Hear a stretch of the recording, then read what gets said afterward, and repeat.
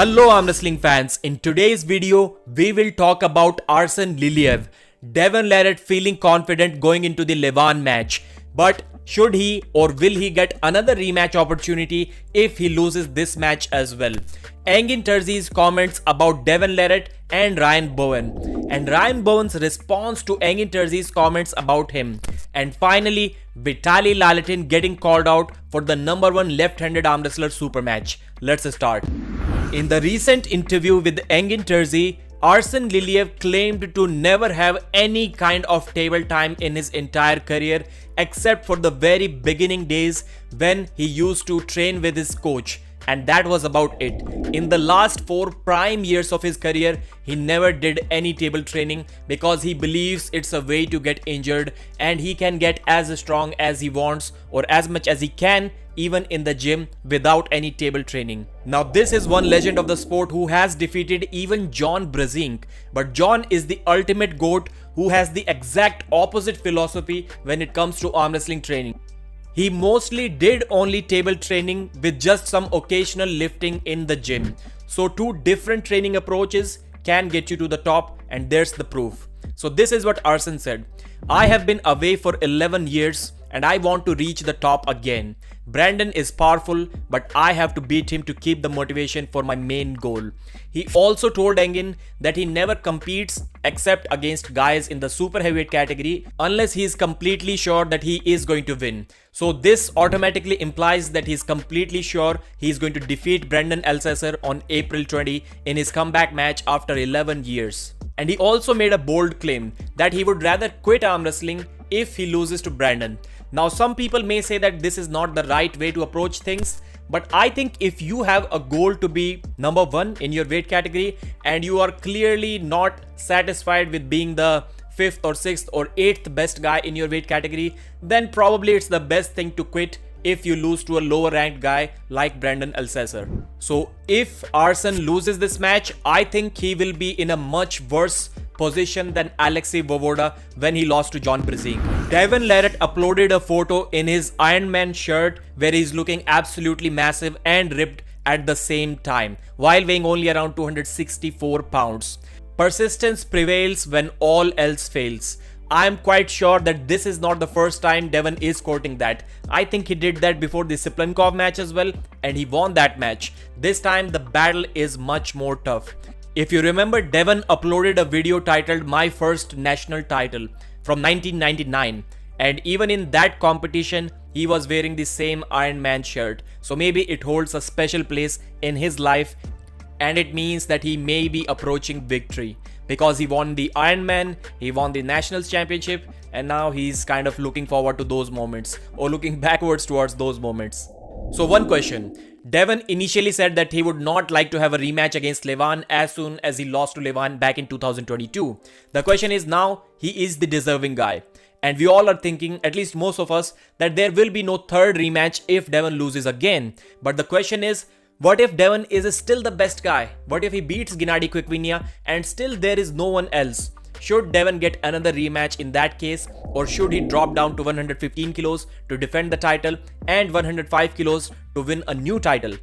In that case, my personal opinion would be, even though Devon may defeat Hermes even in 2024, but still Hermes should get a shot against Levan, or the winner of Dennis versus Hermes match should get a shot at Levan before Devon does it for the 3rd time. And somewhat related to this topic, Engin posted a community poll. He said a lot of people have been complaining about Devon to still hold the heavyweight East versus West world title while he has not pulled heavyweight category match since November 2022. That was against Evgeny Prodnik. So Engin was saying that Devon has been busy pulling the super heavyweight title matches. So now he has a match against Levan. After that, what should he do? Go for the defense of 115 kg or stay in the super heavyweight division? My question is, what's the outcome of that match? What happens if Devon loses? What happens if he wins? If he loses, for sure he must defend the title.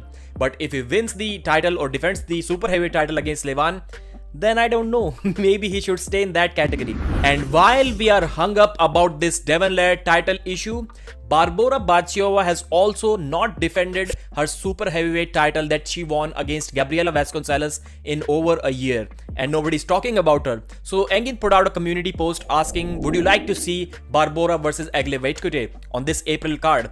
And naturally many people said yes, but after that Engin updated us again saying that Egle will not be available and she is available to pull the winner of the Gabriela versus Barbora match. So that is also going to be exciting. It will be even more difficult for Gabriela to beat Barbora this time because Barbora is young and she is improving a lot. But that's not it from Engin Terzi. While on the fixed show with Neil Pickup, Engin was reading the comments and he replied to some of those comments saying that he will not ban Ryan Bowen from East versus West. If he wins the Australian Sydney competition, which is a qualifier, he will be accepted in Istanbul, and if he wins there too, then he will also get a super match just like all of the others at East versus West or King of the Table. So that's a promise that Engin has given. And after that, Ryan also uploaded a video kind of apologizing to Engin. I think it's a perfect timing. When you don't believe you have done much wrong and you are the first one to apologize, yes, it may be good for your future connections in arm wrestling, business connections, but you don't feel good about yourself if you think that you did not do anything wrong. In this case, there was a small initiation from Engin and Ryan took a good opportunity to kind of take that one step further, and I think the beef is over now, which is a really cool thing. But Ryan did say that on April 13, which is only 1 week before the East versus West qualifier in Sydney,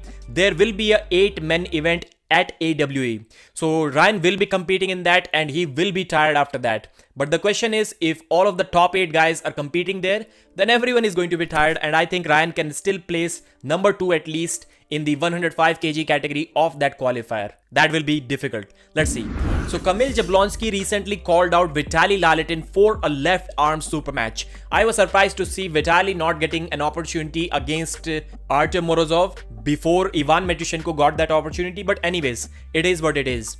So Kamil Jablonski said, Vitaly Laletin, I want to pull you left. I think you don't like press and I am free in June. That can also be a difficult opponent for Vitaly because we have seen, and as Kamil was also showing in his video, Vitaly losing to bunch of flop pressers. Now Vitaly is going to face Jerry at East versus West, and after that, if he accepts the match against Kamil, then it can be some bad news for Vitaly. Of course, Vitaly is much higher ranked than Kamil Jablonski, but as Devon said after losing to Kamil on the left arm, that anyone in this world who is a top roller is going to be in some big trouble against Kamil Jablonski. So does that apply to the number 1 guy, that is Vitaly Laletin too? Well, maybe, or maybe it doesn't, but for sure it will be exciting to see. As of now, Vitaly looks like a favorite. He is faster on the left arm. This is something that we have seen. The side pressure looks good. He doesn't really get stopped by anyone, unlike the right arm.